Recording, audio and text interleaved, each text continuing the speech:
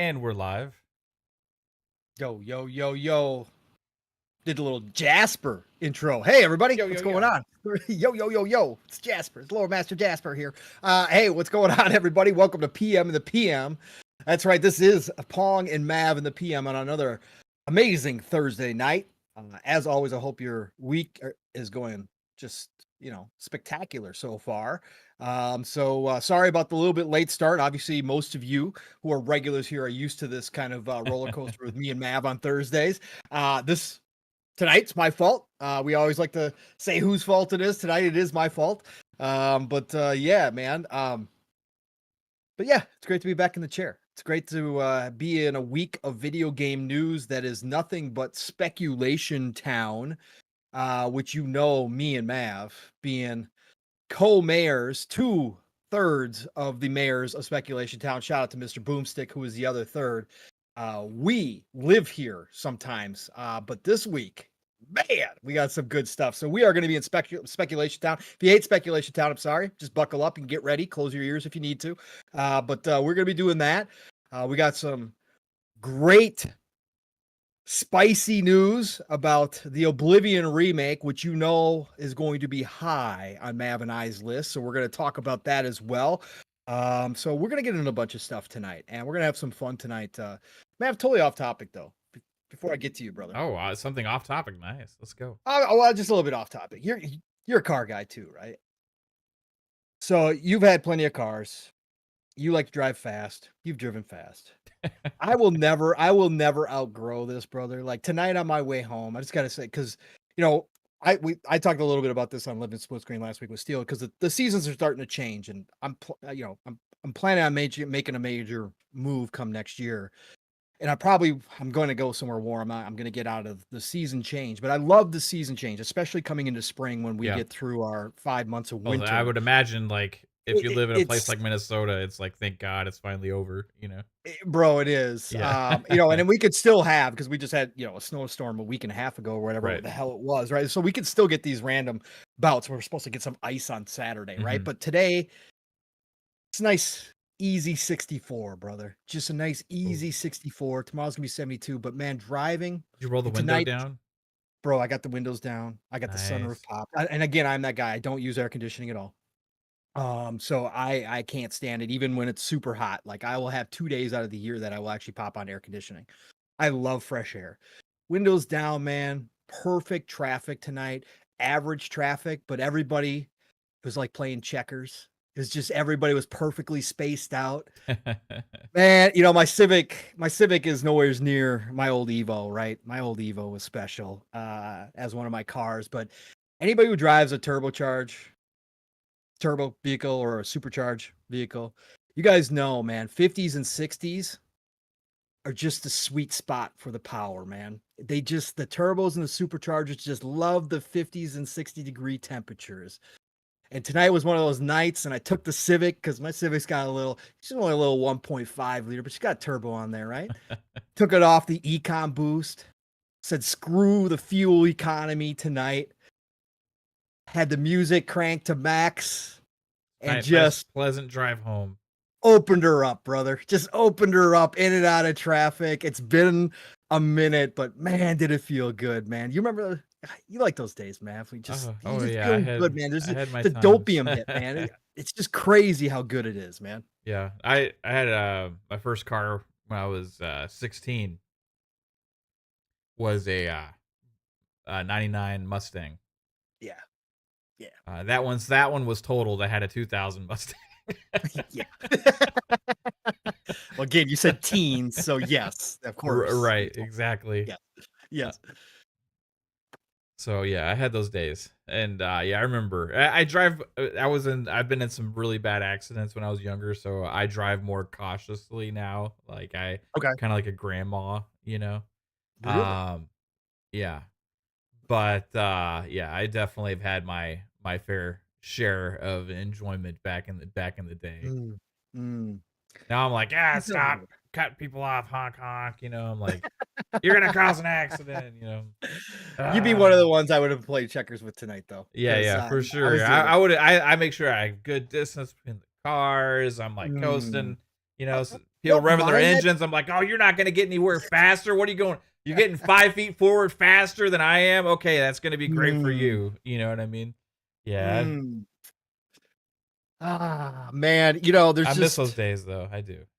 it just again for me, I just never I don't drive that way as much as I used to, obviously. It depends on the car. Like Yeah, yeah, if I had something now like a Porsche or something crazy, I would still would. I probably wouldn't do it as much as I did back in the day, but yeah. I still would. There's just something about it. Like I'm it's funny because I've raced street race for so long in my life, just Oh yeah, whatever. dude. The '90s were like the sweet spot Yeah. for that. Oh, Like oh God.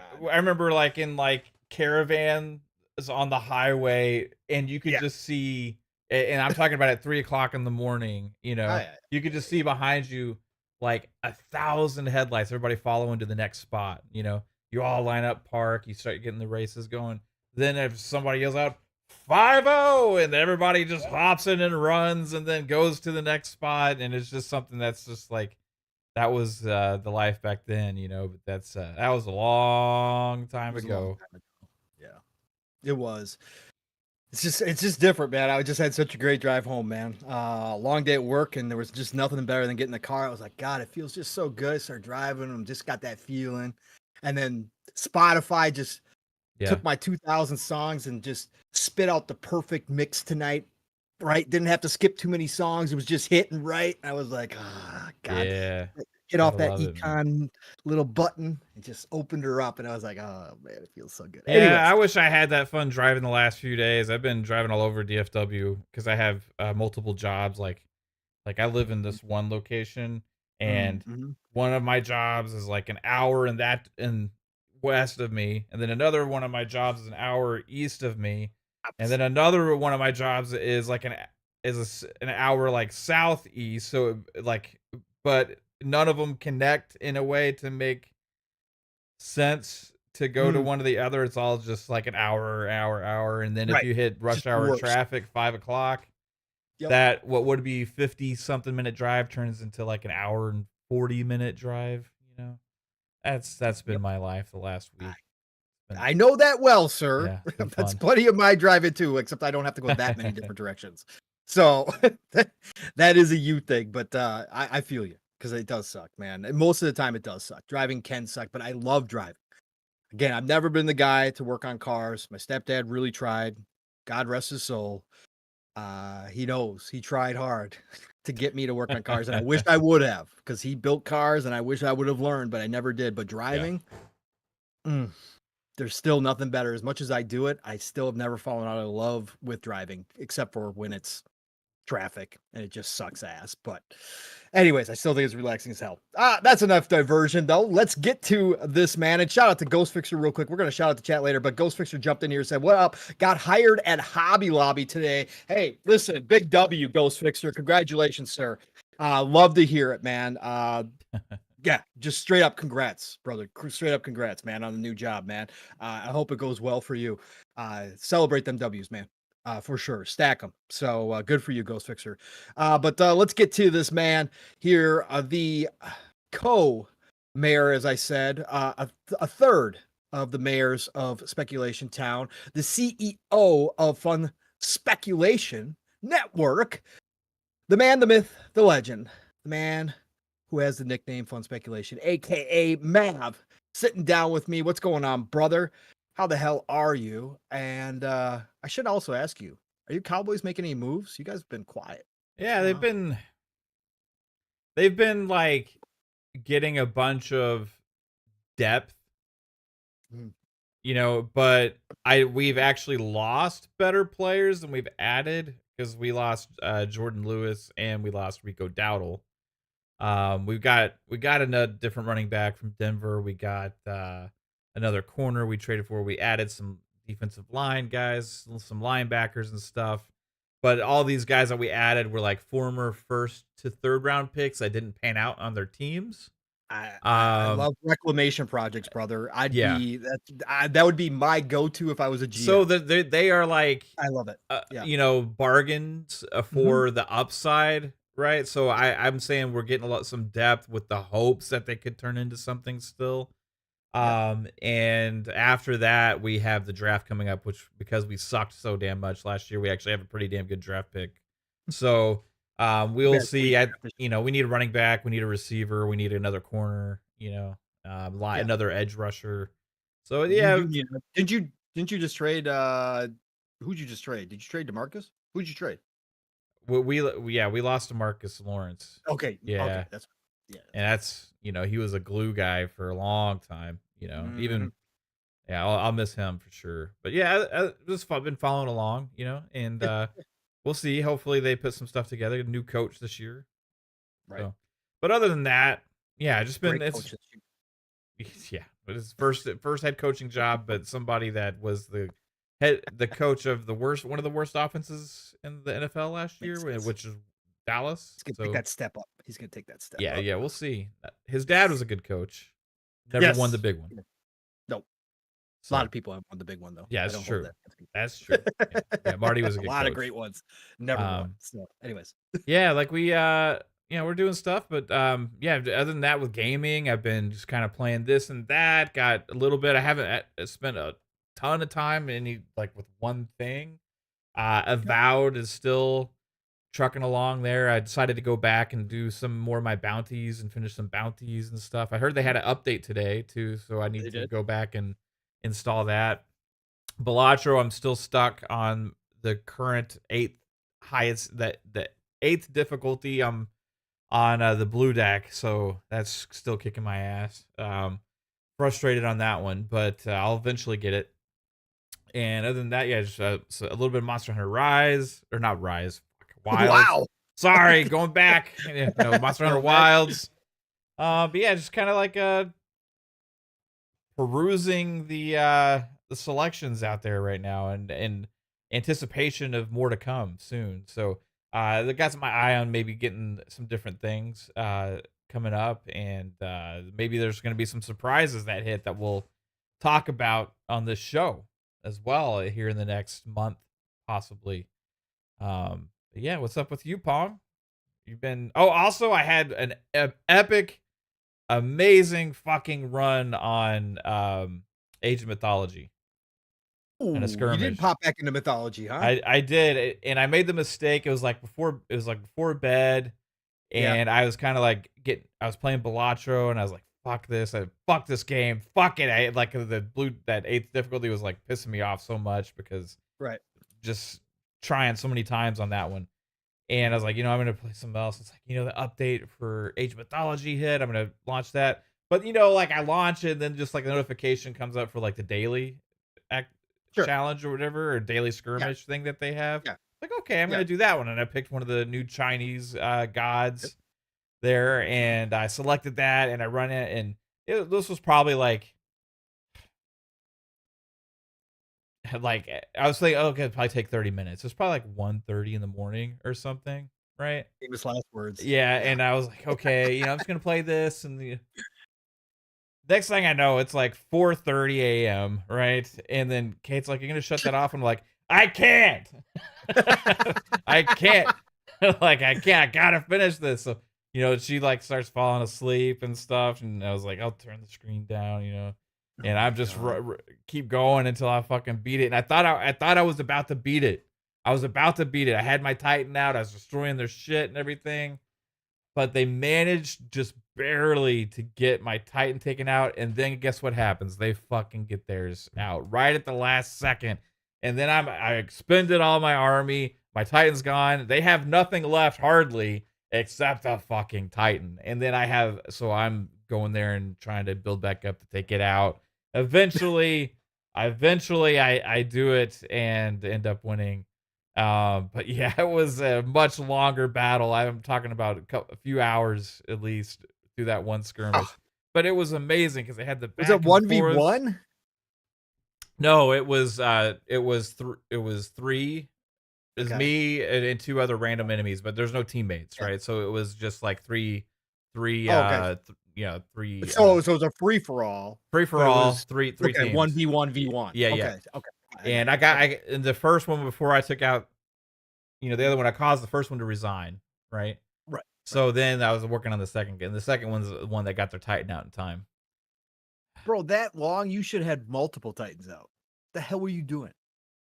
Well, it's been a while since I played, I so know. I was trying to remember how to do that, and then You gotta build the wonder. that's when I remembered I got to build the wonder. So I did that later. But yeah, I had so many resources though, bro. It was like I I'm had sure like a you did. fucking million guys just chopping trees constantly. But yeah, I love It's love so that good. game. Did you It's like did you amazing. like the new Chinese god? Did you? Yes. Yeah.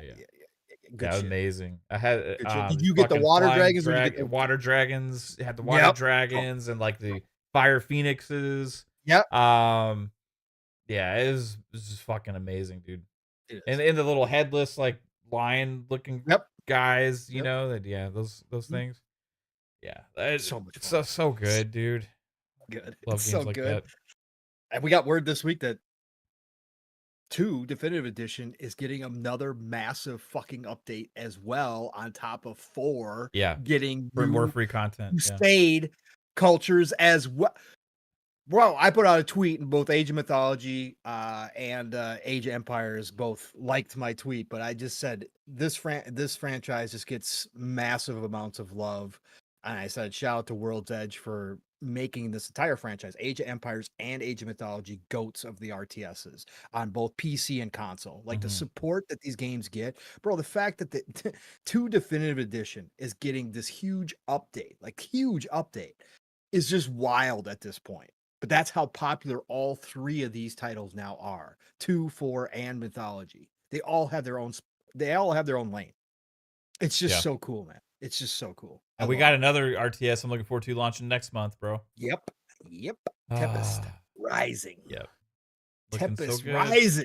Did you play the last beta or demo on it? Okay, yeah, me neither. That one was the multiplayer one.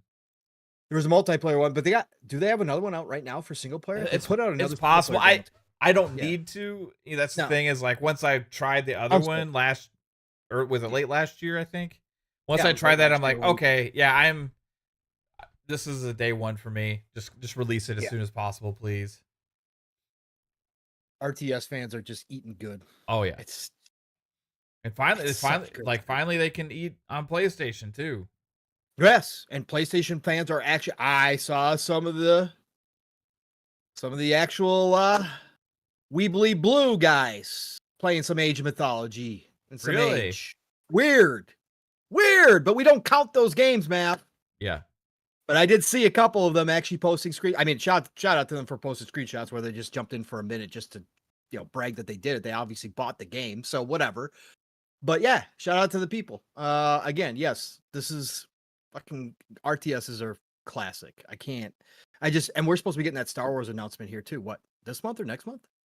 Yeah, I think so. Respawn? I think it was rumored that it was coming up this month, maybe. Maybe. I could be wrong. I think it was March or April. I think we're supposed to get a look at Respawn's Star Wars RTS. Heaven, bro. Heaven. That's awesome, Mav. That is awesome. For me, it's been the same. Again, I had big plans last weekend to jump back into Monster Hunter Wilds. I did not get a chance for a variety of reasons, which sucked. I was pretty pissed. Because the weeks, I just don't have the blocks of time for Wilds, and I got to go to bed, so I ain't popping that sucker on. I'm going to be in it. So this week has been much like last week. It's been Avowed, and it's been Age of Mythology. That's what I've been rocking out in it as well, Mav. Again, just Avowed is, like I said, it's easy to pop into, easy to hit the save button anytime, and just log out. Like I like the game. It's so good. I have fun time exploring it, but it's not to the point of addiction where I'm like, oh, I just got to keep going. Like I can get in for an hour and a half before I got to start, get ready for bed and get a ton accomplished. When I'm doing side missions, because I'm running all the side missions, I'm doing all the bounties. That's what I do. I'm clearing all the areas, right? Like I set my goals. Like this is how I play RPGs. Now, depending on the RPG and depending on what I'm trying to do, because Starfield wound up being completely different because I just went and became a space pirate. I gave a shit less about everything else. But in this game, I'm like setting a goal. So like I got in the second area, I grab as many side missions as possible. So I got icons everywhere, right? Because you can kind of see where you got to go. I got all these missions in my journal. I'll find more out in the wild while I'm walking around too as well. And my goal is to complete all of the ones I have to out in the wild so that all the ones that I have to return back at the, main town or Yeah. main place, they're all ready to turn in. And that's what I'm doing right now. And I'm just discovering everything. Like it's again, the exploration is cool as shit in that Yeah. game. It's such a great loop. Like, sometimes it's like, okay, well, this is like really obvious stuff. But then there's other times where I'm like, this is set up really well. The fact that I could go discover this without having to start a mission or anything Yeah. else, like completing a side. I love when you can complete side missions without even having the side mission. I love those games too, where you can find that shit. And this game has that. But I found the Steel Garrote headquarters Oh, yeah. last night. Yeah, just randomly out of the blue, right? I was just, again, just exploring the areas, doing all these other missions. And I just found the cave entrance. And I was like, okay. And I was like, oh, it's a Steel Garrote. Oh, they're going to threaten me? Okay, I guess I'm tacking everybody in here. So that was like a nice 30-minute long Yeah. clear out, right? And it was freaking awesome. And I was just like, oh, perfect. This is a perfect way to end the night. Let's go. I just cleared this whole I thing love out. that So about it. Yeah, I do. I never originally like when I was in the first Mhm, town, mhm, Paradise, whatever. mhm. I forgot to go to the bounty board or whatever, Oh, okay. right? Yep. So then I Yep. went back later. It's something that I've been catching up on doing bounties and stuff. But like when Sure. I went there, I just saw after I collected them all, I just talked to the guy and I already had done all of them. Yep. Right. Yeah, so I just turned them Beautiful. all in at Yep. once, right? I'm all in. Yep. Yeah, Yep. and Yep. then in the second area, I had done all but one, so I just had to go and finish the other one off, right? Yep. Yeah, I love that about it because like just the exploring and stuff is just natural and organic, and like you still get rewarded for it if you go seek out to do so. Correct. It's fantastic. So, and I got my got more spells. I finally got Meteor Storm too as well. Oh yeah, So that was dope. I got some new spell books, which was dope. Opened up some new spells. I'm still only because I'm not running all the missions, the main missions. I'm still only like I think I just hit 12 or 13, level 12 or 13. But with the spell books, because I got my spell book maxed out, with points, so I can, as long as I find a grimoire, I can cast those spells. I just can't learn them, yeah, but I can cast them off the grimoire. So yeah, I've been casting. Plus, I put every single ability point into intelligence. So I've got the max essence like I'm just yeah, maxing yeah, out my yeah, essence. I got essence recovery. Like I got, bro, just so much fun. I just casted spells nonstop in my wand. I don't have to worry about using an alternative weapon because I didn't want to do that because I'm a wizard through and through. So that's the way I'm playing it, a sorceress. So yeah, just having a great time with that. And then you said it all about Age of Mythology. I talked about it previously again. The Immortal Pillars is just a wild and awesome expansion for that. I love the Chinese gods, so I just been playing a skirmish here and there.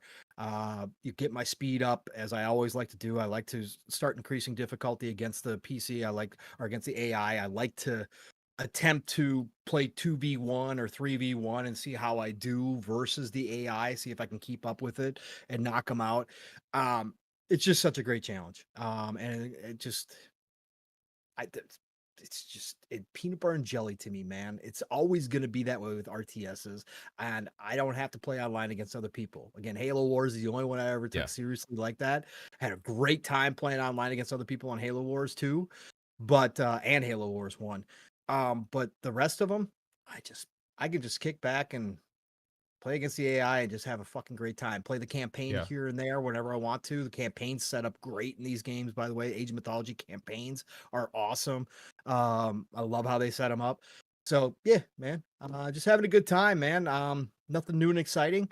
Like I said, I really want Monster Hunter Wilds has been on my brain ever since I played that 8-9 hours 2 weekends ago. Last weekend, I really meant to get some more time in it. I want to get in that game. I see everybody's videos. I'm reposting videos, reposting pictures. I know there's some people out here claiming that nobody should be praising it because it's not optimized and it's not a great port. And we got people saying, oh, it still looks like PS3 graphics. And what are we doing? Why are we giving Capcom all this credit in the world? I am never, ever going to wind up, as long as I play video games, being that picky. I will have my criticisms, but I will never wind up being so picky that I can't find an enjoyment and say that Monster Hunter Wilds, my first 9 hours was simply superb. Yeah. I will not say that because it was, and I want to go back and play it, and learn some more about Monster Hunter Wilds and learn some of the monsters. I've just seen all these people pull off amazing shit. Not that I will ever do that, but I love the game that gives you the ability to do that. Yeah. And You're rewarded for how much you put into it. correct, you are. Yeah, Right. and they're It's gonna keep rare. That's expanding rare on for it. games to be able to achieve that, you know? Yeah, I think that's what makes some of those games like that special. It's like if if you are the gamer that's like dedicating their life to that game right now, it's like you will have more success, you'll have more rewards, you'll be able to show things off more than somebody else that just hops in and plays for 20 hours and maxes their character out and they're like done in like a yes, different kind of game, right? right. So, yeah, that's it's special when games are able to achieve that. I think that's one of the magic things about Monster Hunter. It is. It is. It's just well, I mean, people have said it's like a continuous boss rush mode, which a lot Yeah. of people love in games, and every battle is just rewarding, and every battle that you have is unique, and that's what makes it so good. And now with the updates to the mechanics, and making it extremely user friendly, and the quality of life stuff that they've done, for even new people to the series, it's just that much better. Now, again, there are hardcore people that will tell you it's not, and that the old games, especially going back to the ones I played on PSP and Vita, even were better than this, just in our terms of strategy, in terms of difficulty, etc. But again, I don't agree here. I just think it's really well made game that keeps the adrenaline rush going with very little downtime. And that's even through the campaign. Like, the campaign is set up very nicely, it is paced very well. You can skip cutscenes because, again, the story is it's nothing special, but it's just fine. It doesn't have to be. But man, do they keep you engaged? Do they keep you in and out, and in the combat? And it's a great time, man. And there's the atmosphere is so well done, in the biomes. I get lost in that. So I want to get back to that. But I will. But there's so much, man, so Yeah. much. Games coming now are crazy. And if this we'll talk about the Oblivion rumor, but if the Oblivion rumor is true, I mean, what I mean, I think there's like enough like cooperation there for that to now? be pretty. Yeah, exactly. When at first I was like, "Oh, really? Wow, sooner than expected." And then Yeah. and now we're getting like other people I can corroborate this report and all that kind of stuff. And it's like, shit, man. Like, it's just what a year. I saw some. God, I know this is a popular guy. I can't remember his name. He shows up on that Spawn cast. I think it may be a regular guy on there, but I just saw a random video or whatever, and I saw it, and it's like, what is Xbox doing or something? And so I was just like, what is this about? Because there's been mostly positive news this week. You know what I mean? Yeah. So I clicked on it, just like, what is this guy that's obviously really popular saying in it? And it's like, it's still talking like the way that his video started is still talking about like, everybody's still waiting on these Xbox games and like Xbox still has like, I mean, they're a bit better this year. We can all say that they're a bit better. And I'm like, they're a bit better this year? Like, what they're fucking dominating it. Like, who else even comes remotely close to releases this year? I mean, there have so many fucking, and then it's like, say, yeah, they're having to rely on Bethesda and Activision. Like, okay, like, yeah, cool. I mean, we all benefit from that. You know what I mean? It's like it just seems like it's so hard for people to just like understand what is actually happening now, and it's like people are still stuck in like this old mentality, and we have so many games like this Oblivion thing. We've already got Ninja Gaiden 2 Black that hit Game Pass with the Shadow Drop. We got a brand new Ninja Gaiden announced this year. Mhm. We have possibly Oblivion remake coming next month. You have Avowed already dropped this year, which to me is a great game. Doom: The Dark Ages around the corner. South of Tony Hawk Midnight's 3 and around the 4. corner. Tony Hawk Pro Skater 3 and 4 was just announced. So Yeah. yeah, I know some people are really upset about the Tony Hawk 4 campaign not being Yes. included with that for sure, and I get that too, but it doesn't discount the fact that that game is still probably going to be great and it exists. You know what I mean? So, um, Outer Worlds 2 is still this year. I mean, and I'm missing some. Oh, yeah. Yeah, that's not even counting a lot of these other South of like Midnight is coming right partnership, around the corner. yeah, other partnership games that they're doing for like day and date on Game Pass and stuff as well. Adam You know, Falls coming at the end of this yep, month. Wu Chang The Fallen partner. Feathers this Yep. summer at some And that point. keeps looking better and better. Yeah. I mean, it's just what a year they have coming up, and for anything that was pushed back out of this year, it's like, wow, 2026 is also going to be insanely stacked. So, I mean, the pipeline for games that you have in that ecosystem is just insane. And they had more news today, Pong, like with the hitting a milestone with Xbox Anywhere and the fact that the advantage you But get for getting and playing those games in the Xbox ecosystem, right? Talking about adding more soon, and something that Jason Ronald had mentioned because he kind of talked about this on the Xbox podcast, right? Was that they're seeing a lot of momentum from like developers and stuff with that because he said that the games that are in Xbox Anywhere are seeing 20% more playtime than games that are not because gamer habits are changing, right? So it's interesting to see how this is going to evolve. But yeah, just like overall, all these aspects like combining together and is making for just something that I really super appreciate. You tell me more games than anybody else with better access than anybody else, better value than anybody. I mean, yeah, it's hard to argue against that, you know? it is. But still happens, man. Yeah. What it is. Again, the world turns. This industry continues to ebb and flow. Microsoft and Xbox are going to ebb and flow the way they want to. Sony's going to do their thing, and obviously, we still have the Switch 2 coming this year, so Nintendo's going to do their thing. It is what it is, right? Yeah. Each one is playing a different game right now, pun intended. And as a gamer, each one of us has to decide where we're going to put our investment into, and it's completely up to you. Yep. It could be all of them, including PC if you want it to be. That's the great freedom we have. So, I just don't know why people act like everybody's being forced into something or another. You're not. Again, I said, time and time again, you could be upset, especially as somebody if you listen to the beginning of the generation and what Xbox was selling, what Phil was selling in the beginning of the generation completely changed at this point. I'm down for your frustration, and I completely understand where you're coming from. But you still have the freedom of choice. And again, your library isn't disappearing.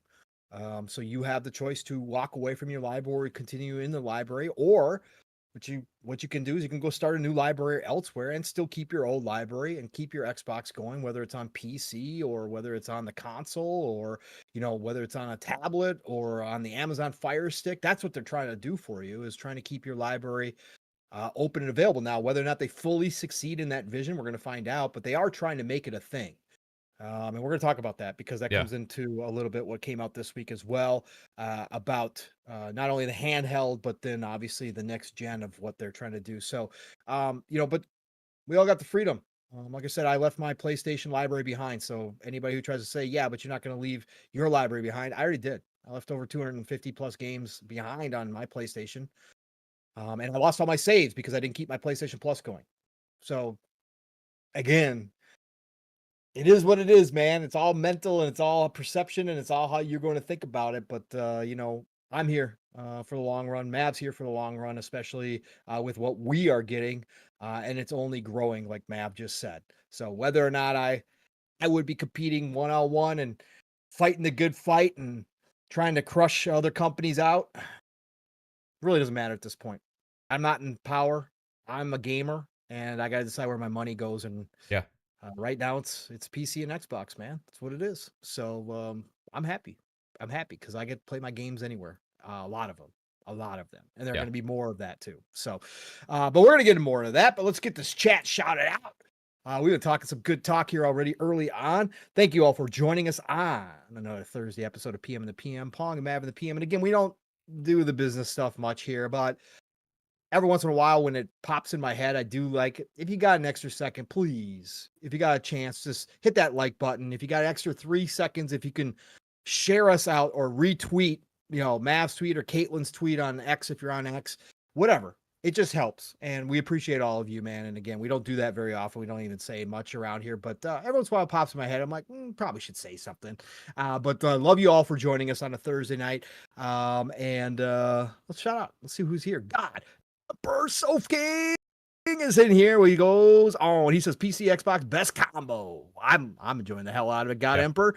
Thanks for being here, brother. We got B Nice. What's going on? Be Nice. Thank you for dropping in here. We got the Def Leopard. What's going on, Def Leopard? Great to see you. Shane G. What's going on? Great to have you in here tonight as well. He says, I don't understand where any of those people are coming from. Maybe I did last year at this time, but not 15 months later. Hey, Shane, you adjusted, right? Some people just are slower at adjusting, thinking. Some people just, it is what it is, man. We're all human beings and everybody's got their own perception. And hey, man, it's cool. But yeah, I mean, again, I agree, man. What are you gonna do? Yeah. They're not changing the ship. So it is what it is. Nathan Hardman, what's going on? He says it's Friday time for PM and the PM. Nathan Hardman must be across the globe somewhere. Love you, man, for dropping in here. And I hope you have a fantastic Friday. Jigga, what's going on, Jigga? Always great to see you jumping in here, brother. We got the Razer Ultron AEC for life. What's going on, Razer Ultron? Thank you, sir. Razer also hit us with a super chat real quick. Yeah, grab that. $2 from Razer Ultron, and I will allow it because I had a little bit of Cowboys talk at the beginning of the show. He says, with the $2, says it's Howie's season, back to back. Fly Eagles, fly. Go Birds! I said that too. I said that a little too enthusiastically, I think. You did. You actually, you sound pretty happy about that, man. Are you flip flopping? No, hell no. I fucking hate them. Okay. All right. Glad you made that clear, sir. It's Timmy. What's going on? It's Timmy. Always great to have you in here, sir. Thank you so much for being in here. We got the Verg based Brizzle. What's going on, Verg? Always awesome to see you jumping in here. We got the Fuzzy, not Belvedere, the Fuzzy Tomato. What's going on, Fuzzy Tomato? Great to see you. He says, new quote from DeMarcus Lawrence. Dallas is my home, but I know for sure I'm not going to win a Super Bowl there. LOL. Oh, Jesus, did he really fucking say that? I don't know, but he's probably right. he put in his time, and he was a great Cowboy, man. I think he and KG left the Wolves. He had a tough job too because he was DeMarcus playing the same position, pretty much the same position, edge rusher that had to follow DeMarcus Ware. And 2 DeMarcuses. What are the odds? Yeah, and he did great. He was hurt off and on quite a bit, but like overall, he had a good long career here and was a captain. He was a great Cowboy. So he's allowed to say whatever the fuck he wants. CD Lamb loved him too. They were brothers. I saw his live reaction. He was with one of the big streamers that I have no idea who they are. They were hanging out when he got the news, and he was almost tearing up. So yeah. I mean, he's at the latter end of his career, He is. So, go try it. Just don't go to the Eagles, please. He might. Probably. Chiefs or Eagles. Or Commanders. Oh, yeah. Because they took all the other, like last year they got Dan Quinn, and Dan Quinn went on a shopping list of like Cowboys, and guess what? They were pretty damn good last year too. So yes, wouldn't surprise me. Nope, it would not. Always got to bring in those people, especially the first time around. So, Fuzzy. Oh, Jesse P. What's going on, Jesse? Great to see you in here. Appreciate you so much, man. We got the Masshole 1977, and I'm sure I'm not going to go back far enough, but I'm sure Masshole here was in here early, and I'm sure he came in with the Sup Nerds. Sup to you, masshole. Appreciate you, brother, all the time. Power Boss, what's going on, Power Boss? He says, I don't think Oblivion Remake will release before June 8th showcase. We're going to talk about that because Nate the Hate updated, and it might be a lot sooner than the June 8th showcase. But again, always grain of salt, but we're going to have some fun there. So we'll talk about it. Oh, what's going on, Oates? Appreciate you jumping in here, my friend. Thank you. We got the E-Ranks joining us tonight, as always. Thank you, E-Ranks. We got the Matty Burns. What's up, Matty Burns? Great to see you, brother. You're always lurking in a bunch of chats, man. One of the OGs that I met in chat before I started podcasting, what feels like about 2 lifetimes ago. But Matty Burns, always a pleasure to see you pop in, sir. So thank you for being here, man. Who else we got in here? We got Prince Green. What's going on, Prince Green? He says, I'm just loving Avowed. It's like a more straightforward Skyrim. I love that it's not open world, but open area. Plays with exploring. Can't believe it got a 7 out of 10 at IGN. It's more like a 9 out of 10. And this is, yeah. And like I said, at first, reading the IGN review, I was like, really a 7 out of 10? Now that I've played it, I'm going to agree with Travis. Like I said, I am at a 7 out of 10, and I think it's going to be a solid 7 out of 10 as I sit here. It is going to be personal taste in this one. It really is. Like it's just one of those things. But yeah. So, but I appreciate that the fact that you are loving it as a 9 out of 10. I've seen a lot of people love it that high. That's great. Again, that's all that really freaking matters at the end of the day is your enjoyment. What everybody else thinks, who the fuck cares? Unless you got to sit here and talk about it on a podcast for your own personal gaming experience. That's all that freaking matters. So shout out to you, Prince Green, and keep enjoying Avowed, man, for sure. It sounds like we're going to get some more information about Avowed too. So it's a update on the sports podcast early on. Yeah, I know we're doing cars. DeMarcus Lawrence supposedly went to the Seahawks. Razor Ultron said. I just looked that up too. Well, hey, DeMarcus, you're not going to win a Super Bowl there either, bro. Just what do you mean? I mean, KOC fixed Sam Darnold. Darnold's on his path, man. It's over with. Yeah, we'll see. All the way. We'll see. Yeah, I don't think the Seahawks are like a contender. They just traded DK Metcalf. Yeah. Again, I don't even watch football anymore, but you can tell I still pay attention. Yeah. Anyways, but yeah, I don't think they're on the up and coming teams list. I don't think so. Maybe with DeMarcus Lawrence. He's gonna be the tipping point. Okay, all right. Domino. Got it. What else we got in here? Ghost Fixter. What's going on, Ghost Fixer? Thanks for joining us tonight, sir. Appreciate you so much. The beautiful Miss Caitlin is in here again, just crushing it. Every single show, every single week, every single day, every single hour on thumbnails. She just crushes it. And then, oh, by the way, she just shows up on X every once in a while and just shows off cooking some magical meal for Mav and the family. Just like that. Oh, everybody knows I got to have sweets to end my night. So I'm just going to whip up some from scratch M&M simple bars because that's what everybody does, don't they? Caitlin, you're amazing. Yeah. So that's what she does. That's for damn sure. And those are good too. Yeah. Yeah. And then just goes and crushes $500 on Starfield as well. That's everybody. Caitlin, you're the best. Who else we got in here? Let me scroll down here. We got the BT Maverick 707. What's going on, BT Maverick? Thank you so much for being in here. We got the Siki. What's going on, Siki? We got the Nate Dog. What's going on, Nate Dog? Great to see you. Nate, forget the Avowed support. Move the whole entire team to the new Fallout. You know, I agree with you, Nate Dog, right? But they did say they're going to come out with a roadmap for Avowed for the next year. Like I said, I would rather them just start working on a sequel. But yes, I believe they're working on another Fallout game. So yes, once they get done with Outer Worlds 2, the vast majority of people need to work on Fallout, get that game out, and then go back to multiple projects and do Avowed 2. I would just rather say, just give me a sequel to Avowed at this point. $5 super chat says 2025 is shaping up to be a real nice appetizer for Borderlands 4. Only 193 days to go. Breathe heavily. Alvin, you know, I'm in that same boat, brother. Borderlands is just my thing. It always will be. I don't care. So I can't wait for Borderlands 4. It's going to be freaking fantastic. Don't know how I'm going to fit it in this year, especially towards the end of the year. My life's going to be crazy, but I will still have it, and I will still be trying to play it. So shout out to you, brother.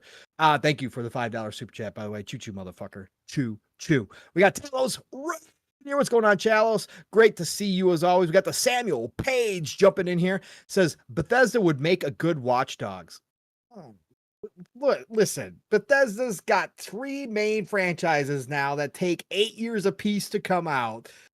Let's cut that down before we start talking about them working on Watch Dogs. Okay, let's talk. Let's see if we can get the other. Let's see if we can get it down to 5 years in between each Elder Scrolls, Fallout, and now Starfield. Let's see if Todd and the team can do that first. But we're going to talk about the Ubisoft IP, obviously. But thank you for being here, Samuel Page. I appreciate you so much. Who else? Let's see. Who else I miss? I don't think I actually got all the way up to the top. What was my? It's doing that thing again. Let's see. You did get the Razer Ultron. I think maybe, yeah, I am caught all up with everybody at this point. If I missed you. Oh, Andre Doyle. Thank you for jumping in here. Says, I think Microsoft gets Splinter Cell, Ghost Recon, and Far Cry franchise. Ooh, I like the speculation already coming in here, Mav. We're going to have a lot of that. We got the one and only Ray Oid. What's going on, Ray Oid? Great to see you in here as always. But if I did... Yeah, exactly, Samuel Page. If that happens, if AI helps that much, then I'm down. That's fine. But let's get to that point. Thank you all for being here. If you guys are just lurking, or whether or not you're listening to us in the future, right? And so I think get your name, or whether you pop in for 5 minutes, don't stay the entire show so you miss this part of it. I really don't care. Mav doesn't care. We love and respect each and every single one of you all the freaking same, because you guys give us your time, which is your most precious commodity that you can never get back, but you'd rather sit here and spend part of it with us while you do other things, or while you just sit there and listen to us. So thank you all for being here on a Thursday night with me and Mav. Appreciate it so much. Tito, I see he says lurking, and Broncos making some good moves. Hey, Broncos are making some moves too, for sure. I gotta say, being, again, I don't do football like that anymore, but again, Vikings kind of crushing it right now. I'm just gonna say, like, they just tearing it up with the moves. Now, whether or not it all works out, we'll find out. Obviously, we got the ghost of Aaron Rodgers lurking over us, so we will see how that plans out. But yeah, there's been some good moves so far. Free agency's been fun this year, out the gate. A lot of teams spending big money out the gate. So see how it all pans out, man. But yeah, thank you for being here, Il Ray Tito, and lurking. All right, man, let's jump into it here. Yeah, we got a super chat real quick to get to before that. Okay. Alvin with the 5. I appreciate you, Alvin, as always. I said that. You said the Borderlands 4 one? How did you miss that? I said a whole thing about Borderlands. Was I checked out? You must have, because I go, Elvin, you and me, same page. I'm a Borderlands freak, waiting for Borderlands at the end of the year. Don't know how I'm going to play it this year because I'm going to be super busy at the end of the year, but I'm still going to have it. I'm still going to try to play it. I did a whole thing after reading his, and I said, choo-choo, motherfucker. You did. I think I know what's happening now, Pong. Are you reading DeMarcus Lawrence quotes? No. We've been doing this so long that I'm starting to tune you out. Great. Great, man. So I've just become another Caitlyn in your life. It happens subconsciously. I don't mean to. No, I'm kidding, bro. Thank you, Alvin. Thank you, Alvin. Appreciate you. Omar, I see you dropping in here with the laughing faces. All right, everybody. Where do you want to start, Mav? Do you want to start with the Ubisoft stuff? Do you want to start on the future console speculation? Do you want to start at Oblivion? What do you want to do here, brother? Oh man, all the shot. You got any favorite? I want to go right into fucking speculation town, because this was really cool, Pong, because we've already been speculating upon this when it was first when they had brought in experts that were supposed to help them figure out how to make best value of the assets they have, right? And that was the writing on the wall. There's articles at the time, and of course I'm referring to Ubisoft, and knowing that they're where they were in dire straits. Assassin's Creed Shadows had been delayed at that time as well, and it was like, wow, they can't afford that. They're pretty much have Rainbow Six Siege going for them. That's holding them up, propping them up to I guess a survivable somewhat standard right now, to where they can at least have some income from that, but they it has been now reported that a shareholders group, right, is a little pissed off at Ubisoft because they have not told the shareholders that they are shopping. Shopping. They're shopping, Shopping. shop. Stopping or They're shopping? sharpening their IPs to Microsoft and EA. They're What's shopping. going on Do I here? say shop? Did I say shopping. Shopping. You should stopping. Shop. Stop making fun of me, Pong. Stop in the name of the law. Stop. Let's go. Jesus Christ. They are shopping their IPs to EA and Microsoft.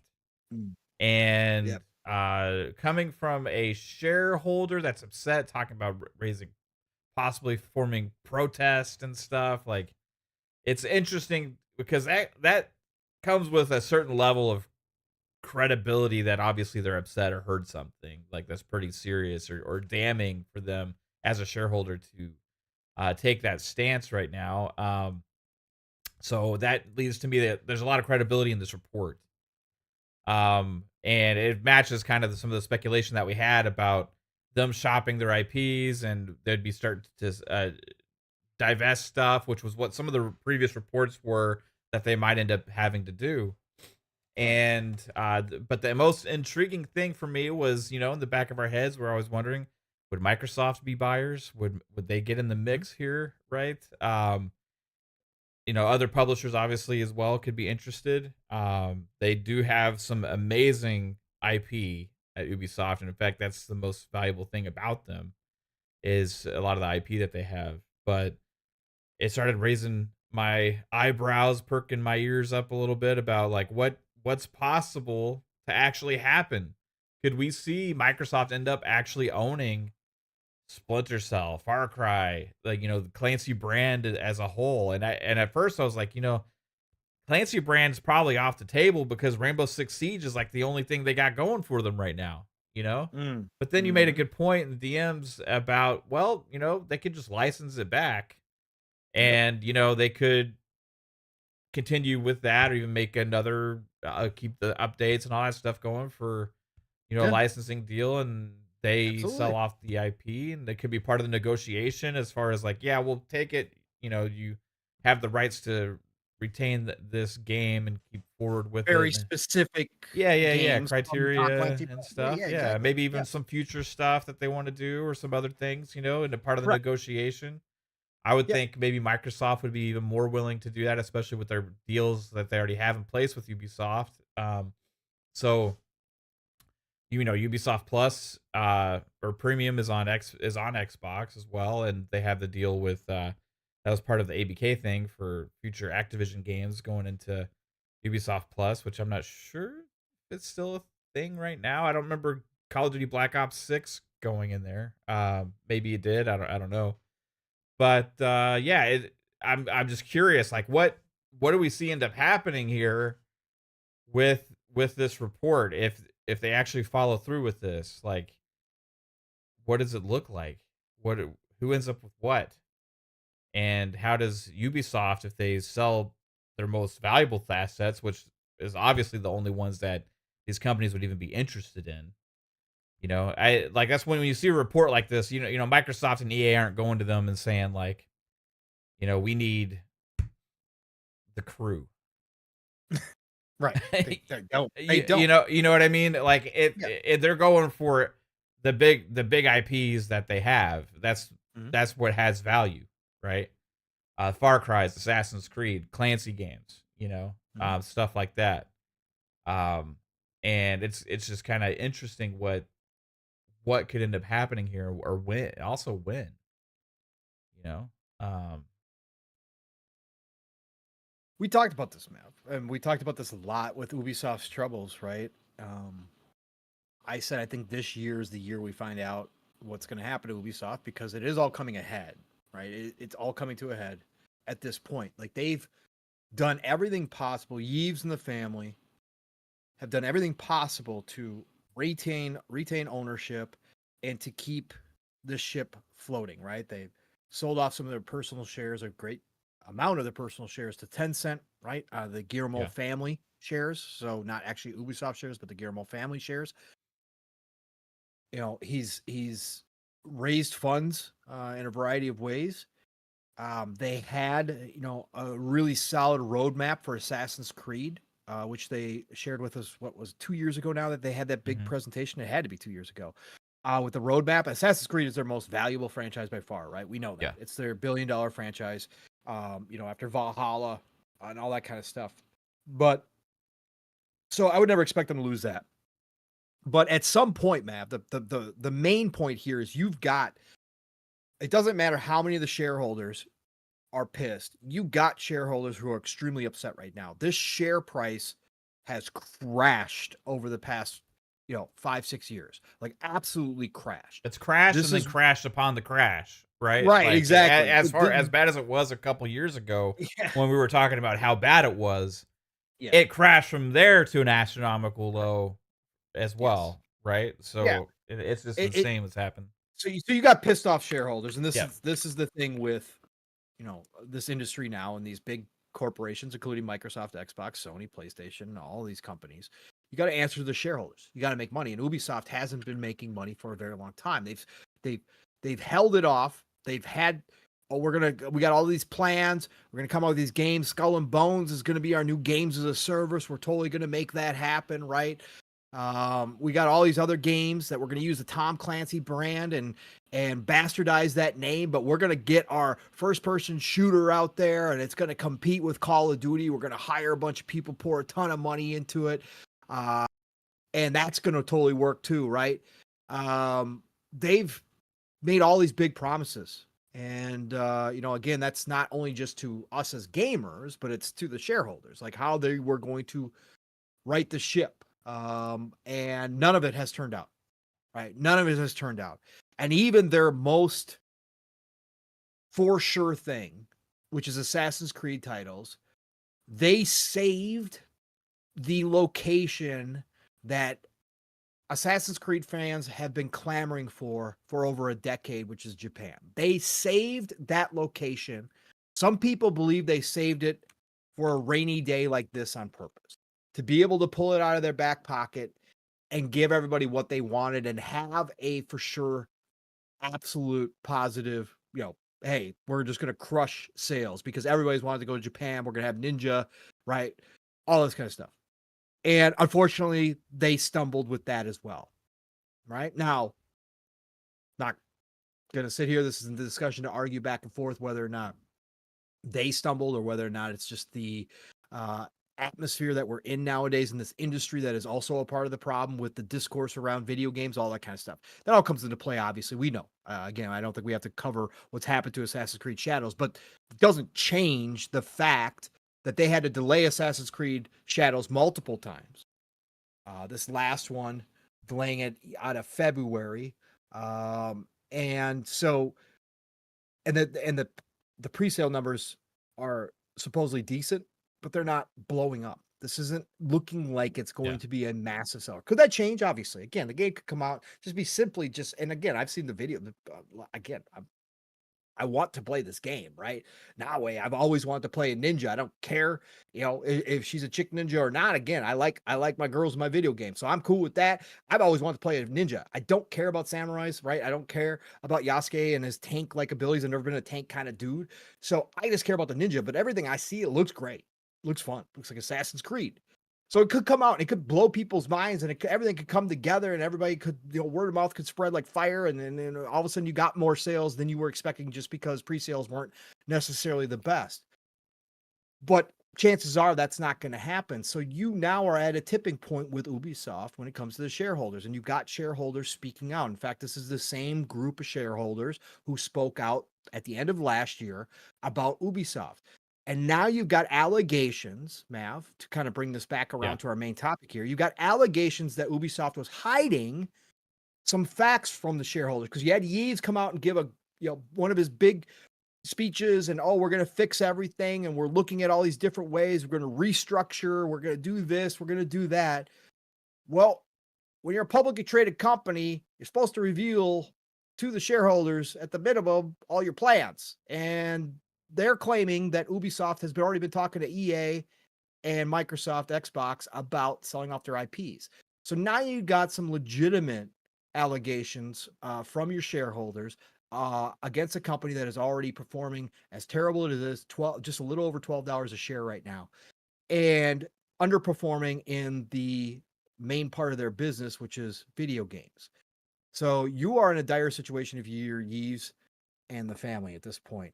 And we went, like you said, man, we talked about it a long time ago, and we talked about it again when it first came up about what Ubisoft could do. And obviously, trimming a lot, unfortunately, of devs and studios is one thing they possibly could do because they are bloated. Yeah. And we've seen them make cuts. They still have not fixed all their HR problems, which is coming to a head as well. There's some lawsuits coming to a head. I believe in the next month or two, I think that there is one massive lawsuit that supposedly is going to come. I briefly read it this week. So they got a lot going on, but out of all the options, man, the other thing was, and Yves, kind of hinted at it, but obviously did not tell everybody what he was going to do, is that they do have valuable IP and IP that they aren't necessarily using, or IP that they don't know how to use, and they could sell some of this off. And so this doesn't come as a surprise to me that this came out. Obviously, it's a little bit of a surprise that it's EA and Microsoft, right? I've said that they should, again, I think overall the best thing they could do would be to merge with EA. And the Guillermo family would have to give up power, and I don't think they want to do that. Yeah. But that'd be the greatest thing. I think EA Ubisoft merged company in which the Guillermo family is out of power, and not that EA is the greatest place ever. Okay, I'm not saying that, but I'm just saying realistically of what companies could pull that off. That would make a very compelling company for the future as we go forward in video games, controlling a lot of powerful IP, right? Whether, again, EA is a whole separate problem child, but I'm just saying those two combined would be kind of a safety net, and it would kind of save Ubisoft. But anyways, we're not there yet. So selling off the IP, Mav, I think that, like you said, speculation town completely, because it is a little strange. Was it Sati or Phil that said that they didn't really want to buy IP? They weren't looking to buy IP. I can't remember. There was an interview a while back, but again, things Yeah. change. Things always change at the end of the They day. also said they wouldn't look to do any kind of licensing deals for games and Truth. stuff. And now we've Truth. seen them. Now I think some of those come along for the ride with Yeah. acquisitions. You know what Yeah. I mean? Indiana stuff was already in the Yeah, works, yeah, yeah. etc. But I think that's kind of adjusted toward you. They're seeing value in that more as well. They've went and done like stuff like the Pirates of Caribbean content for Sea of Thieves and stuff, Mhm. and I think overall we're seeing now there's other reports about possibly expanding upon a deal with Lucas and Disney for Yeah. more Indiana Jones games as well. Rumors about So Star Wars being yeah, signed and all that kind of stuff. yeah, So there's yeah, tons of stuff out there that Transformers. I think the Xbox is so big and has so many Yeah. properties and IP now, like other things adding to it aren't necessarily taking away from you controlling your own IP and franchises, right? Because they're not reliant on it Right. as they were before when they had like 5 studios and they were making deals with all these third party companies and games and stuff, and then hey, if they ended up not doing business with them in the future, they end up getting acquired by somebody or whatever. It's just like okay, it's gone now. Now they have Yes. so much that it's like, well, it's like if the one thing situation happens, then we're okay. So Yeah. I so if this is serious, right? Which chances are it is. I think from the Xbox side of things, you're not looking to pick off some of their smaller stuff that they haven't used in a long time, right? yeah, If you're Xbox and Microsoft, and especially Phil and his game preservation talk that he's had and his understanding of what certain franchises mean, again, I think that Ubisoft, if they're going to remain, independent, because one of the ideas was that, Yves could, take it private again, right? right. And that would be an option for him to do, but he would have to get much smaller, right? So he's going to have to give up some stuff. But again, Assassin's Creed is not going anywhere in my eyes, right? That's their one mainstay franchise that I don't think will go anywhere. Like you said, Rainbow Six Siege is they're printing money and they are planning on, they just came out with their new 6v6 big presentation, etc. So they are obviously all in on Rainbow Six. So there's a couple of these, right? But I think that if you're a Microsoft and Xbox, you're looking at Yves and what's going to make sense. It's not going to help Yves to say, "Oh, okay, well, we'll take Rayman off of you." Right. Yeah. Right. Like, how much money is that going to bring Yves? And give you Ubisoft? $20, Yves. Here you go. Right. I mean, I love Rayman. Again, right? I love Rayman. Yeah. But what I'm saying here is if he's talking to EA and Microsoft and Xbox, it's because this is big money shit. Yeah, it'd be like Microsoft doesn't need Rayman and neither does EA or anybody else. Really. You know what I mean? Right, like it's a great franchise but it's not something that's going to be like, hey, we're going to go on a bidding war to get Rayman. And it's because it's not a necessity for these companies or feel like it's filling a void for them. Right. Oh, I agree. It could be a part of a package deal, of course. 100%. Yeah. But it's just not going to be like that. So when I look at this, then obviously again, like you said, the crew is off the table for Microsoft, and they don't need it. Okay, they don't need the freaking crew. They got obviously all that Writers we Republic, got racers we need. Right. So you're stuff, down to but it's just not, and it's not something that I don't think is big enough to warrant like helping. Like, it's not going to help. So let me ask you this: which IPs do you think the EA or Microsoft would be interested in? Okay, so Far Cry, obviously, and then I think Far Cry, obviously, and I think that Tom Clancy brand as a whole. And now that would be complicated. I'm not saying this is easy, and I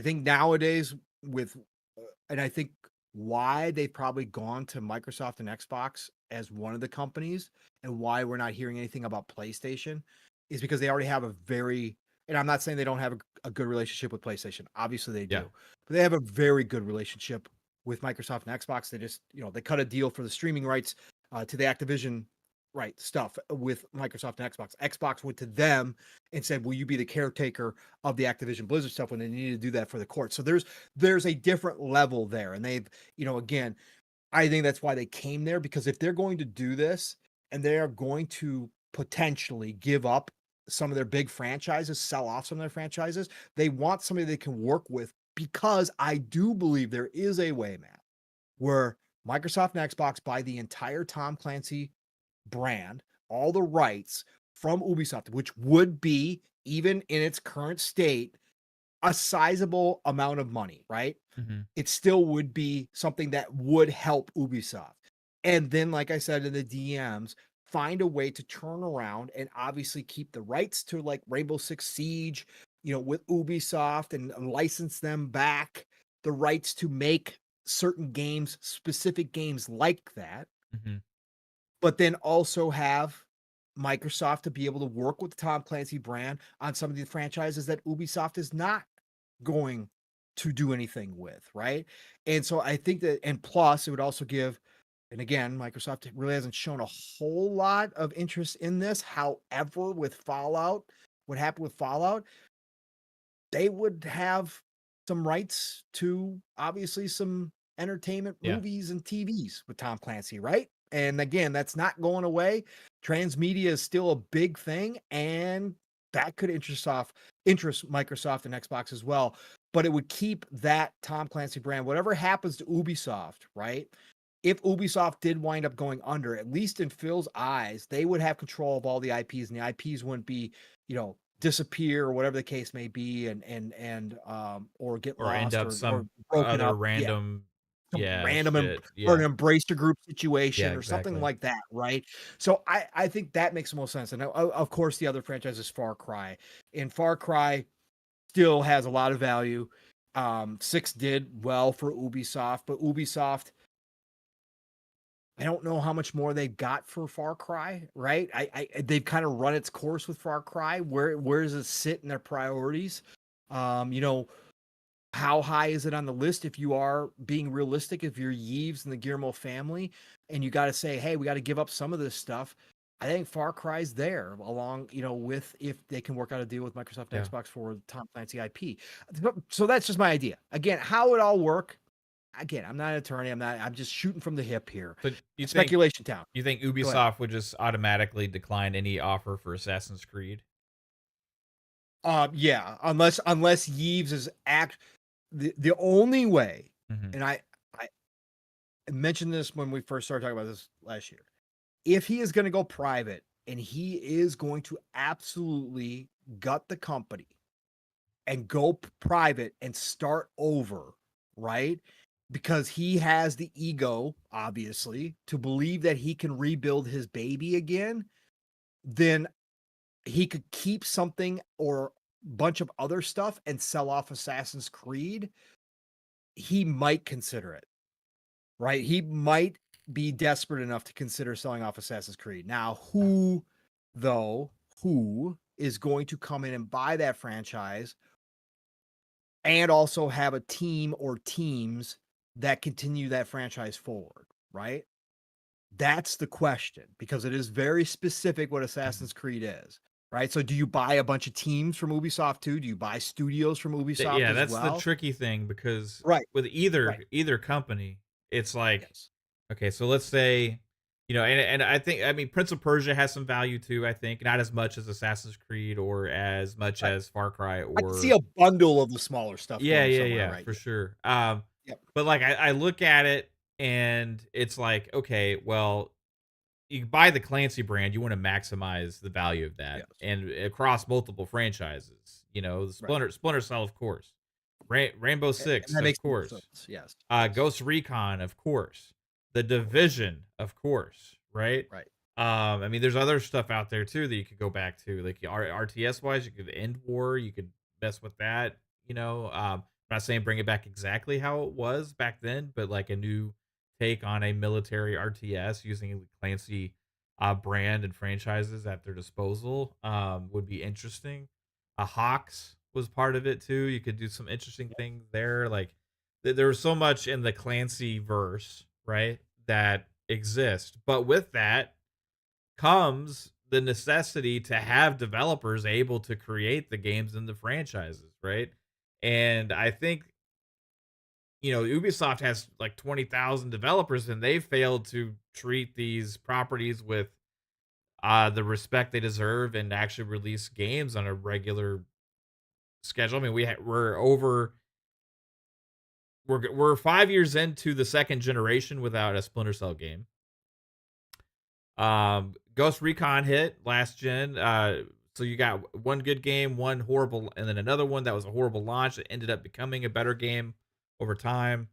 Rainbow Six has been trucking along as a games of service game, so they kind of transformed that. Then after the success of that, they're like, well, let's do this with all of our Clancy IPs, and tried to recreate the similar kind of formula, chasing trends with Ghost Recon and um and the Division they squandered, which was their only successful one that they had before Rainbow Six, which they for some reason figured they just are kind of done with, and then now they're like changing their mind, flip flopping it all the time. So there's multiple things that they've always been kind of experimenting with.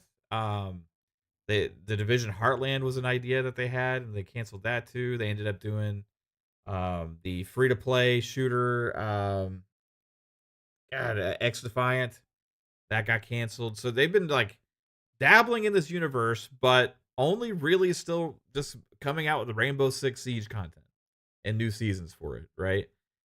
And it's like, so yeah, you could buy studios from Ubisoft to help with the development of the Clancyverse, but when's the last time a lot of the studios have actually released anything decent Clancy anyway as well?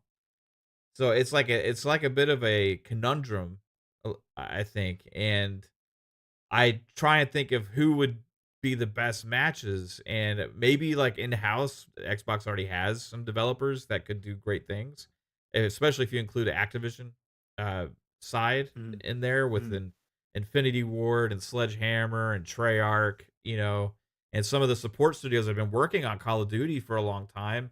what if they had the opportunity to do their own games based on the Clancy verse as well, right? Um, so there's a lot of opportunity out there. It's just curious, like how you handle the development of it. EA, I think, is even less capable than Microsoft is of doing that because they have so many studios tied up at Battlefield. They have obviously their sports games and they have all this other kind of stuff that they're doing, but they're not really taking a lot of chances on other new IP right now with big franchises. And they also have some other games that are tied up with studios tied up with licensed games like from Marvel and Star Wars and all that kind of stuff too. So it's like whichever whoever ends up getting these IPs, I got to figure out, okay, how do we make these games now, right?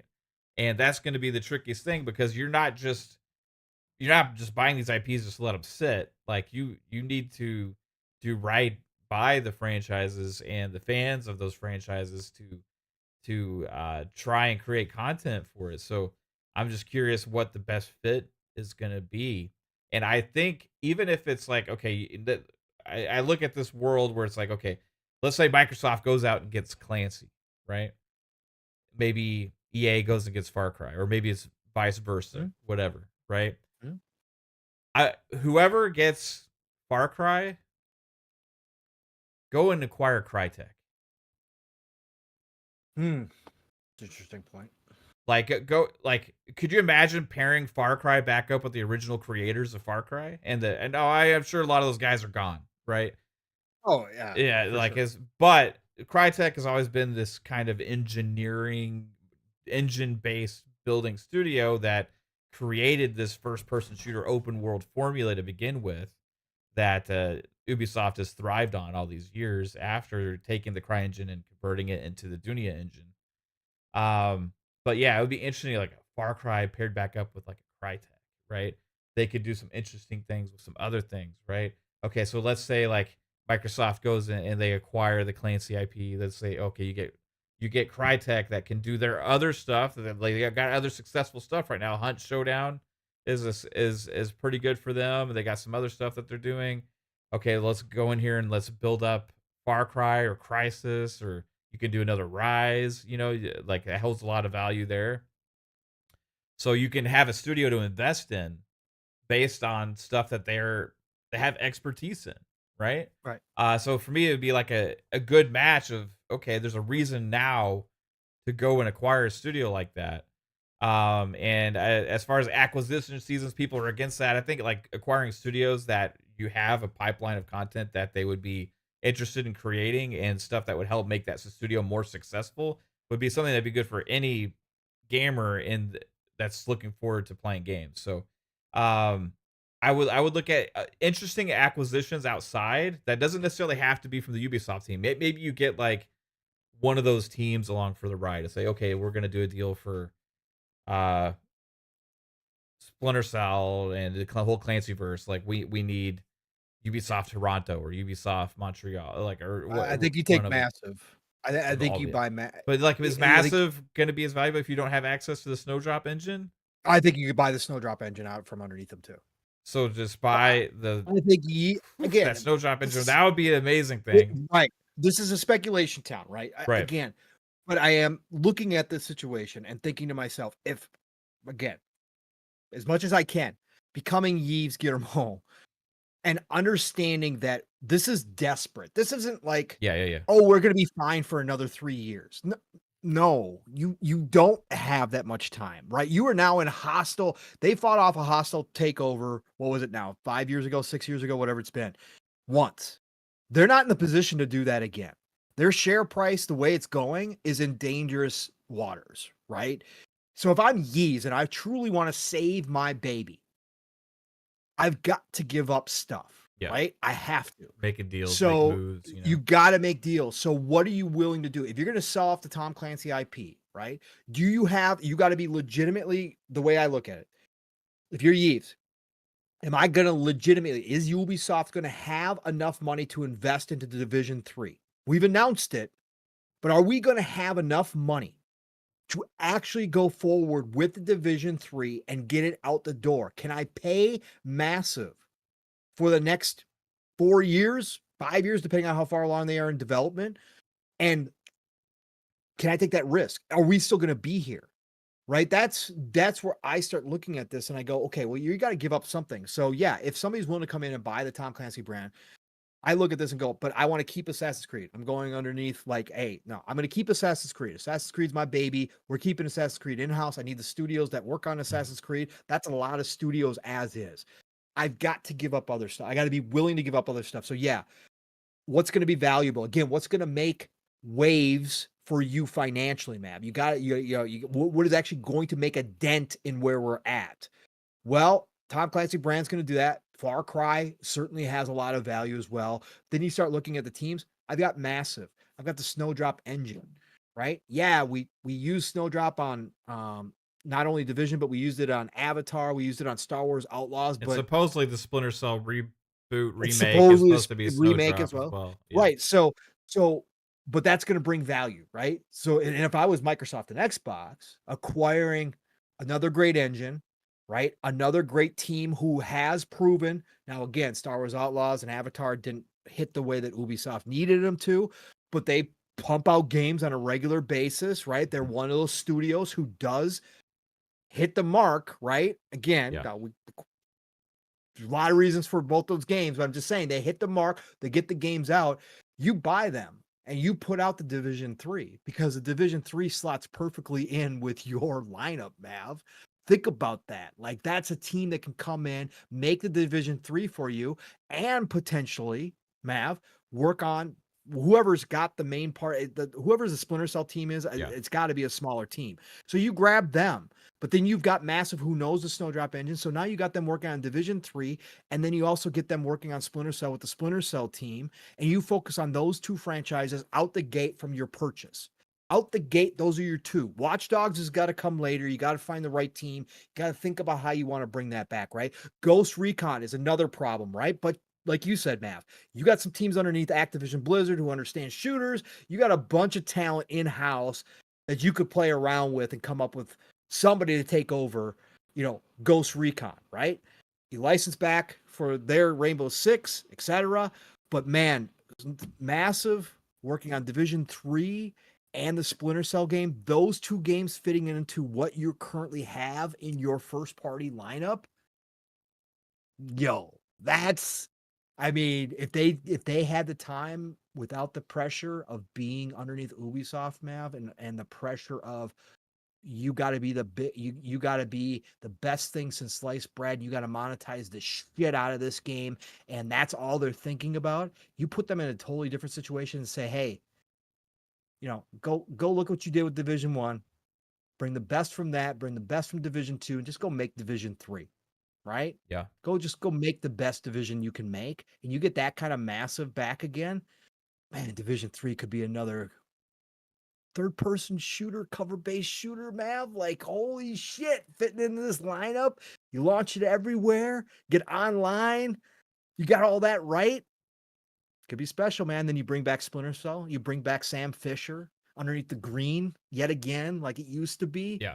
What a showcase, brother. What a showcase to be able to throw out there. I think, again, it's all dreaming. It's all speculation, but I am trying to look at it from Yves. He's got to be desperate, man. So you would have to think the possibility of them selling off the Snowdrop along with a team like Massive has got to be in the cards, at least possibility, right? So Yeah. I wonder, this is an odd one to think about, but I wonder if like a Sobo could pull off a good Splinter Cell game. Because they have the Plague Tale, which has a lot of stealth elements in it, amazing graphics, right? Yeah. And I think back to a couple of the hallmarks of the Splinter Cell franchise with the campaigns. Those were two things that always stood out, detail, stealth elements and stuff. It's like, Yep. and we know that they're super talented to do many things. Now, obviously, Microsoft doesn't own them, but they have a great partnership with Sobo, with the currently ongoing deal with the Flight Sim as well, right? So it's like I think there's developers out there that can keep doing things with until you can find the right fits for acquisitions, as well as maybe get some of those studios from Ubisoft that would be capable to really prop these franchises up. I look Right. at like a certain affinity, like what could they possibly help with as well. Being multiplayer experts that have partnered with Xbox a lot for multiple franchises. Um, Man, like there's so many possibilities out there, and I think ultimately there's to really what Xbox needs, like as crazy as this sounds, because they have so many studios and they have so many Mm, games, right? yeah. But even with just the amount of IP that they have, Yeah. in order to really bring out all the games that they could to actually get value out of the IP that they have, they still need some more teams, right? Especially if they end up doing another acquisition that comes with some IP, right? Um, I think part of it's interesting, Pong, because with the IP acquisition though, Ubisoft part of the move could be like for them, they may want to like lose some studios, right? Because that Yes. would be better for them than having to lay them off, and it would be part of the deal. You know, so it's just gonna be interesting to keep an eye on. But like these studios have ongoing projects currently, so you want to like get the studios that have I would imagine EA and Microsoft would be looking at these trying to like, what's going to have the best return on investment based on what we're acquiring in the short term and long term, right? So I think they're gonna, but those are the ones Ubisoft wants to lose the least. So it's going to be a difficult negotiation, but the leverage is on other Right. teams, If right? you're gonna, because something has to give. And again, Yeah. let's be clear here. I'm under no, I'm under no false pretenses that this is going to be all sunshine here. Oh I've yeah, said it before. for sure. There's going to When be a lot of Ubisoft, lost jobs for sure. right? When Ubisoft, because again, they are bloated. Okay, they've been bloated for a very long time. At one point, they were over 20,000 employees. I don't think they're over 20,000 anymore. I think they're under 20,000 with all the cuts they've made and some of the closures. But they were over 20,000, right? They basically were one of the only publishers that didn't need to use support studios from the Yeah. outside. They had every single support studio they needed on the inside. They are th- there's no way around it. There's going to be a loss of jobs. There's going to be more loss of jobs from whatever Yves does with this company. If he has to trim it himself, it's going to be massive cuts. If he Because they've sells already done off, some, but they've done yeah, some, but they need yeah, a yeah, ton. Again, to do this, everybody's talked about this. If somebody came in from the outside and bought it from Yves, or somebody comes in and does a hostile takeover, they are going to gut the shit out of Ubisoft. yeah. Okay. Again, this is business. There's no way around this. This is going to be a thing. If Microsoft, again, I've heard all the people out here screaming, no, don't give it to Microsoft, don't give it to EA, don't sell any of it to. Again, either I don't want anybody to come in and just buy the IP and then sit on the IP. Like, I don't want that either. If you're going to buy the IP, please be doing something Yeah. with it. Again, we've got enough in the closets of all these companies, including Xbox and Microsoft, that don't get used. I don't need a bunch of Ubisoft IP just get bought up and then put in the closet and start collecting mothballs. No, no, no, no. Have a plan.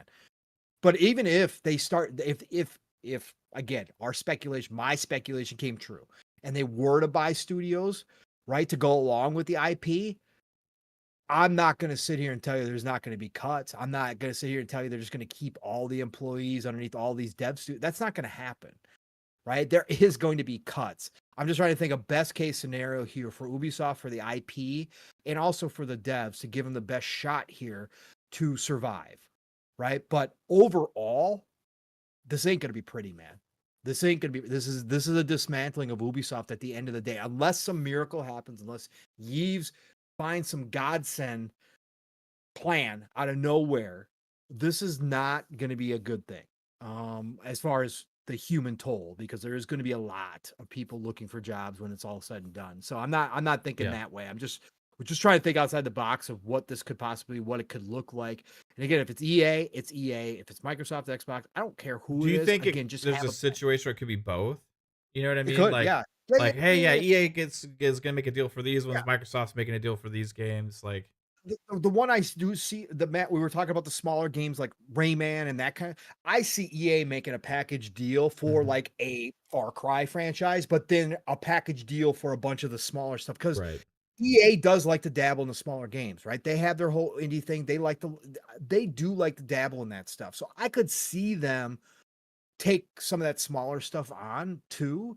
I also could see, honestly, if Yves is going to start selling the smaller stuff, and is willing to part ways with it on a single buy basis, Nintendo could come in and grab a bunch of like Rayman because they already make Rayman Rabbits, right? Yeah. Or Rayman, I mean, Rabbits and Mario, right? All that kind of stuff. Nintendo could come in and grab a bunch of smaller stuff from them, right? Because they have some Yeah, franchises yeah, yeah. connected to Nintendo. So that could happen too. But I just think when you hear that they talk to EA and Microsoft, it's got to be the big stuff. Mhm. That's the only thing that makes sense. So, I wonder if there's but any yeah, other players that start getting in the mix that's what too, I'm saying. you know? There certainly could be. There certainly Yeah. could be, right? Because once people start smelling blood, man, like the sharks start circling. And again, they obviously smell the blood on Ubisoft, and if they're out there talking, that means other people's going to know, like everybody does now, Mhm. and the phone calls are going to start ringing.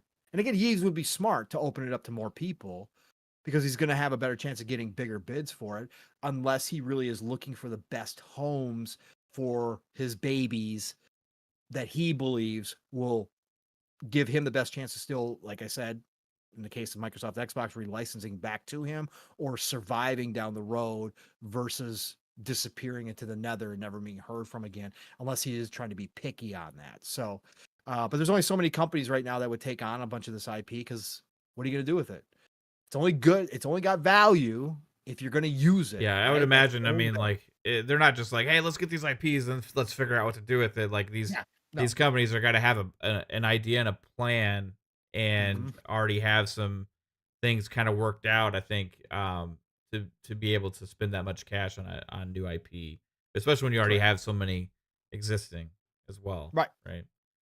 So, I it's like mean, it's like regardless of how it would be handled, it's almost like forms if it let's say if it's Xbox, yeah. it's almost like it forms a whole new division kind of again, in a way, depending on what you Depending on acquire. what you If get. you get the Yeah. whole Clancy brand, Yeah.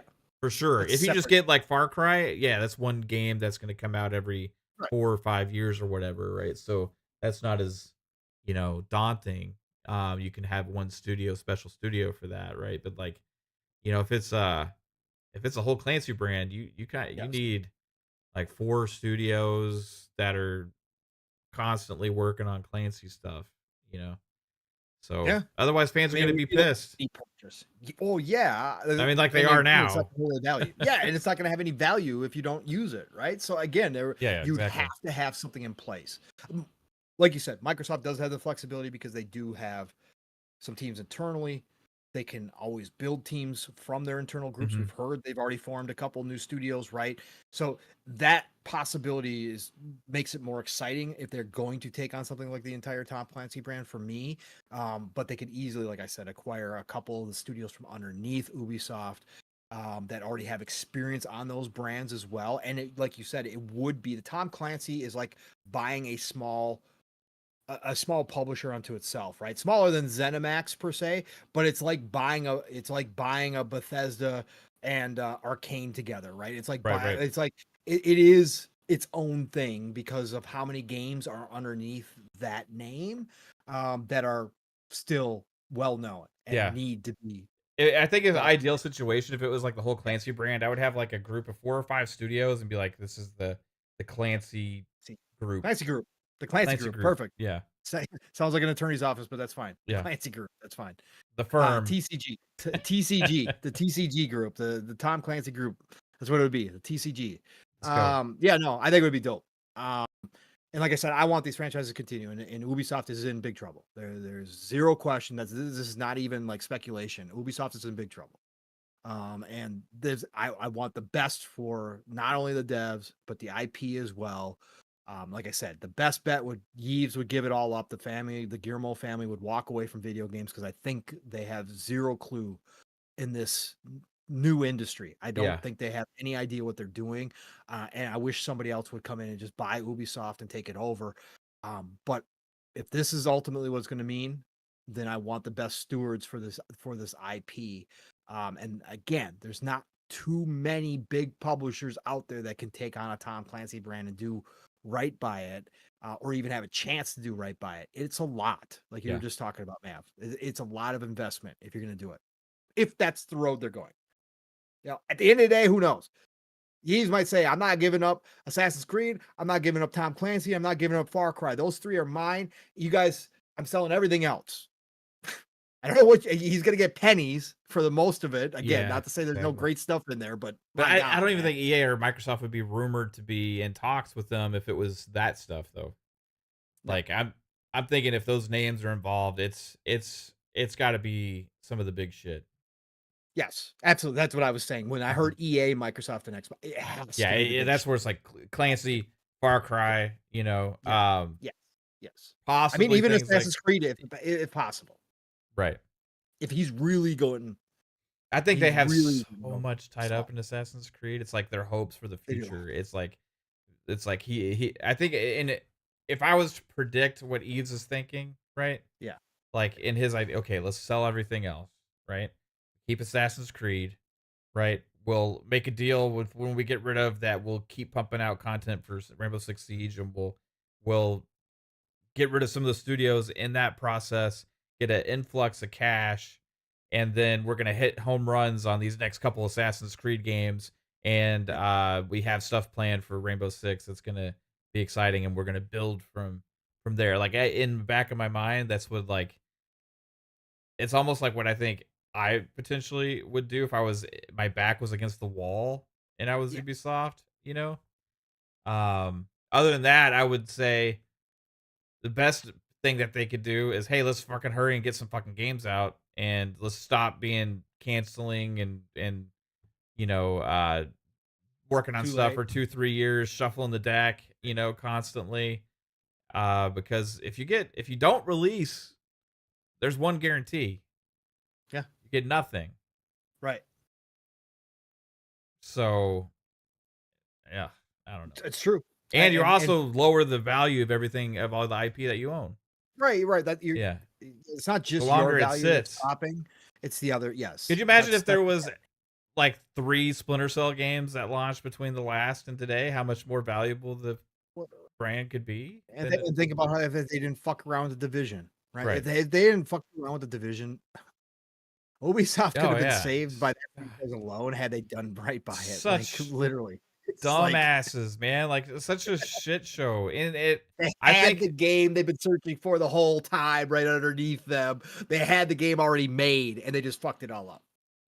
So if Nate Dogg says, who do you guys think would work on Splinter Cell on Xbox? It doesn't necessarily have to be a currently owned Xbox studio, but if I was to pick a current team that's owned by Xbox, that's a very good question. Yeah, like Arcane doesn't hit the graphics metric for Splinter Cell. No, they don't. I'm just saying they could have done the gameplay though. Gameplay itself, they could do interesting, especially with like different take on it. I mean, probably you know what, I'll say the Coalition. And here's why, because before they were the Coalition, they were Black Tusk Studios, and they had a vision for a game. Those people aren't there anymore though. Yeah. They had a vision for a game that was very Splinter Cell looking-y, right? And they, I think, could do good. I mean, they hit the graphics mark, you know, gameplay solid. I think they could pull off a great stealth game. Story-wise, they do excellent. They have interesting modes that they do for Gears, so they could be creative with the multiplayer side of Splinter Cell. So could Coalition become like a Gears / Splinter Cell studio? I could see the possibility of that working, but I don't think you necessarily need to go in-house with a currently owned team either, because I think there's teams out there. Or you know who I would honestly give a shot, Mav? I would give Raven a shot. Raven, yeah, that's what Nate Dogg said in the chat just now too. Did he? Oh, yeah. Okay. I was just thinking. I was either I give a shot to Sledgehammer or I give a shot to Raven. I know people would poo-poo me on Sledgehammer. Yeah. But I think you could take one of the Call of Duty teams and turn them into a Splinter Cell team, and I think they could do a good job with it because they know how to create atmosphere. If there's one thing, And right, which you writing need a that, like, lot of it, that writing that political grips with writing and stuff, yeah. military, political type Yeah. writing, you've got a lot of it there if they can get the stealth out, and I think that stealth mechanics is probably one of the easiest things for devs to go into and make happen because it is very formulated. And obviously, the big thing is the AI, and I think that they could pull it off. I think one of those two studios could pull it off. So, good shout out, Nate Dogg. By the way, great minds think alike. But Coalition would be a dope try too. I mean, I certainly could see where you go with that. I definitely could. Yeah, yeah. Be I would interesting. love to see it a good chance. Phil, if you're listening too, by the way, Phil, if you're listening to all this, you know, like if nothing's gonna happen out of this, right? Or if you're not gonna get any of the big stuff, that's cool, right? But out of the small stuff, I think Mav's on board with this too. Um, Pick up the Anno franchise Mhm. and pick up Ubisoft Blue Byte, which is the studio that makes Anno. They'll slide in right next to World's World's Edge, Edge. yeah. Yeah. You got the 1-2 punch Like a there. city That builder, yeah. Yep, that would be amazing. Pick up the Anno team. It won't cost you hardly anything, right? So they're coming out with a new game too. Anno, what is it? I don't even remember anymore. Said Anno. They got Anno Pax. 1800, but the Anno They got Paxo or Pax. Paxa Pax. Pax Pax Roma. I think it's Pax Pax Rome, yeah, Roma. yeah, yeah. Yeah. But yeah, they would be a great fit right next to World's Edge, man. Dope. That'd be dope. Let's go. Um, let's see here. Brett Bingham says, "Fun speculation, Pong. So free Red Storm Entertainment. Xbox needs to buy the Tom Clancy IP and Red Storm. That's it." Yeah, I love the Ooh, could you ideas here, Brett. imagine, let's say they, like, bring out, like, "Hey, we're gonna make it Rainbow Six Vegas 3," and, Yeah, like, Ghost I Recon could. Advanced I Warfare could. or Advanced Warfighter 3 or something, like, I mean, the amount of Okay. hype that could, like, come out from the communities or of these Yeah. franchises would just explode, you know? Yes, it would be. I there's so much potential, and again, but common sense doesn't make sense these days, especially in this industry. So the easiest wins don't make sense. But yes, man, there is so many Yeah. things they could do if they came out and just said, "Hey, we're going to take Tom Clancy Ghost Recon back to a little bit more of the hardcore military sim, and we're going to give that back to you." Bro, come on, man. Do you know how many fans would come Yeah. flocking back if they showed it and pulled it off? Like it's just such easy wins. Like you said, Rainbow Six Vegas, like oh, man. Can you imagine co-op these days, man? Being able to hook up online, 4 people, tactical battles. Now you got AI coming in. You increase the AI levels, like to real life kind of AI going up, trying to break in and rescue hostages and shit. God, it could be in. Yeah, Graw, exactly. Exactly, Psychonauts. No, Ninja Theory would be another good one too. Although Ninja Theory is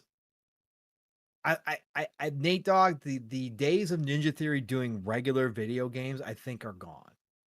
They are a artsy video game company now, which is fine. They're boutique, as I like to call them. They're a boutique video game company. I think they're going to try to keep going with the psychological kind of breaking barriers type video games, and Mhm. I think that's what they really want to do. Their days of doing action games, I think, are over. I wouldn't mind it if they said, "Hey, volunteer, we want to try to do this again, a regular old video game."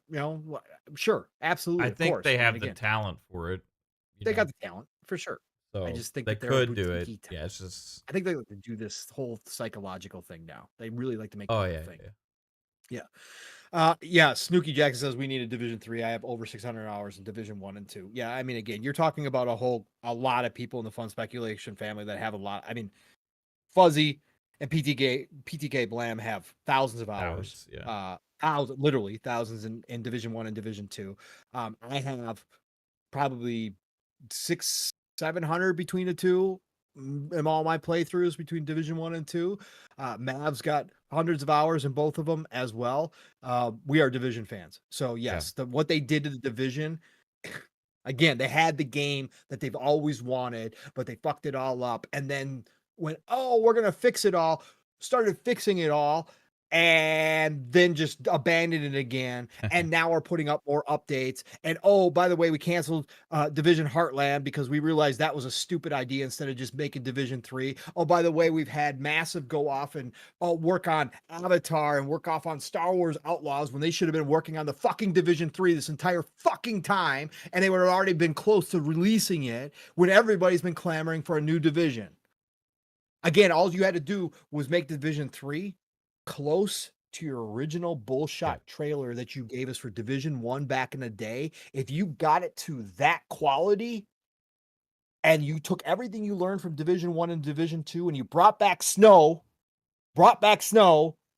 Mike, you could have the franchise that saves you. You could have that franchise. The love for the Division is ridiculous. They just shit on their fan base and the fan base walked. But if they brought it back in earnest and actually tried and really did what the fans were asking for out of the Division 2 originally, that could be the Oh franchise, yeah. man. I mean, Division is amazing, dude. Oh, Like so much. I just don't understand them, man. They had so much opportunity, and they had 2 chances at the Division 2 to yep. support it properly, because there was a massive resurgence of it that they Yeah. also let die. Yeah. That's what I'm saying. They tried and we're going to fix it now. And they do it again. Now they're doing updates again. Yeah. Like I seen Psychonauts dropping the updates in there. I'm like, that's really cool. If we didn't have as many games as we do nowadays, I totally. But again, they lost me when they dropped and abandoned it yet again. So no, I'll wait for Division 3. Division 3, I'll be there day one if they do it right. Yeah. If we actually get a Division 3, I'm there day one. Okay, guaranteed. It's like Battlefield. I will come back no matter what. RC Polygons. What is going on, RC? Attention, ladies and gentlemen. We got a nice, easy 10 bomb from the RC Polygons. He's dropping in here and he says, would be so funny to see characters from Far Cry, Rainbow Six, Splinter Cell, and Watch Dogs into Call of Duty as operators. That's all of X Defiant be in Call of Duty. The Call of Duty killer is in Call of Duty. That's kind of true, RC. You're not lying, man. Choo choo, motherfucker. Thank you for the $10. That'd be wild. Yeah, X Defiant was supposed to be the Call of Duty killer. That's right. Thank you, RC. Yep. Psychonauts, of course, says I want Xbox to get Tom Clancy properties and Rayman. Yeah, but what are they gonna do with Rayman? Again, then you gotta. It's. I mean, they buy the studio, they have enough like sidekick character things that they're not. Yeah, they're not doing anything using with like, now, right? I mean, they got Crash, they got Banjo, you know. I don't. They own the rights to Ori outright, or I'm not sure if High Moon owns the rights. I think Microsoft owns the rights. I think they do. I could be wrong. They do. I think they do. And there was rumor that they or what's his face from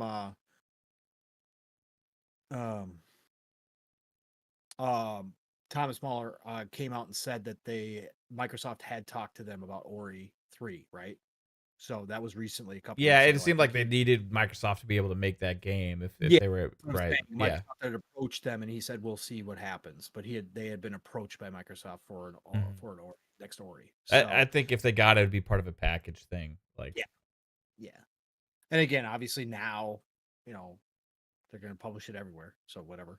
Like I mean that's so, you know, again, it's just I just agree with you, Matt, that they own a lot of IP. That's what I said. If you're gonna buy the IP, you got to have a plan. It doesn't make no sense to buy Rayman if you're not gonna have a studio work on Rayman. Like, right? Yeah, like in Psycho says, Phil wants E-rated games. Yeah, well, if they wanted it bad enough, they would make E-rated games with the IP that they already have. They just don't have the studios, is what he said before, to make those games. And Toys for Bob, they like go independent, like they they have studio exactly. That makes and I think right?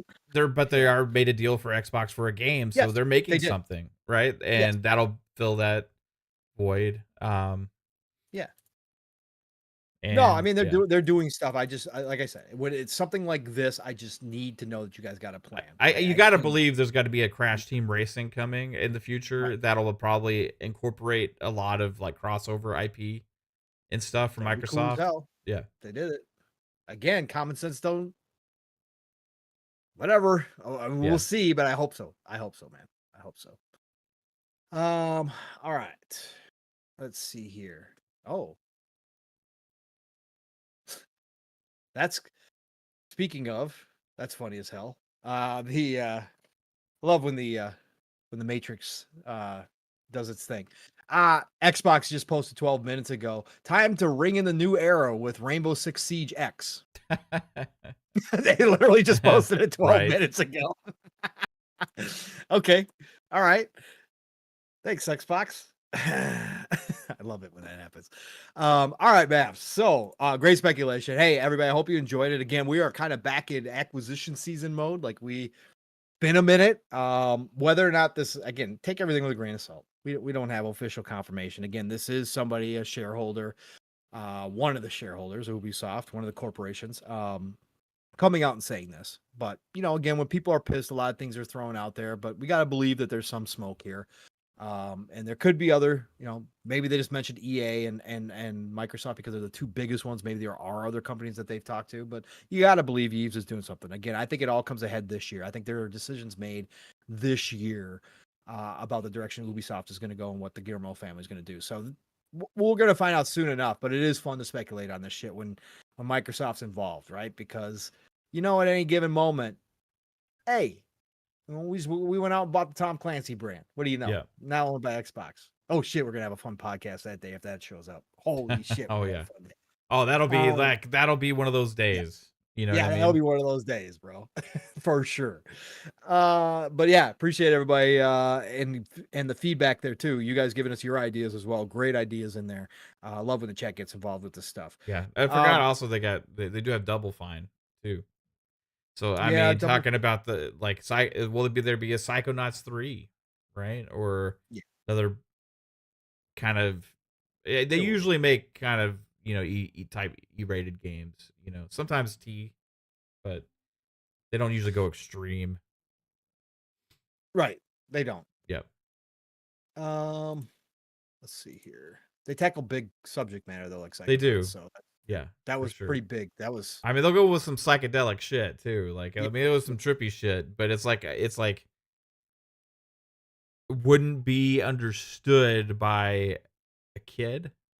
You know what I mean? It's like, oh, look at this twirling spiral thing. This is trippy and fun, right? It's like, for us, it's like, man, this is like acid. Right. Big time. And for those of us that have tried things, we know even better because it's truly like that sometimes. All right, let's see here. Mav, let's talk about this. So there was a big announcement today and from Xbox, and some people are downplaying it a little bit, obviously, as people are wont to do these days, right? But Jason Ronald put out, he quote tweeted Xbox's own tweet, but said, shout out Jason, said more than 1,000 Xbox Play Anywhere titles now available, enabling you to play where and when you choose, with many more on the way. An awesome way to continue playing while on the go. Huge shout out and thank you to our partners and the team to hit this milestone. And obviously Xbox followed that up, or Xbox had their own post in which they don't have an article or anything. It's not like an blog, but they do. You can browse all the games that are now. It's 1,000 games and growing on their official site, right? Including obviously the first party stuff is all there.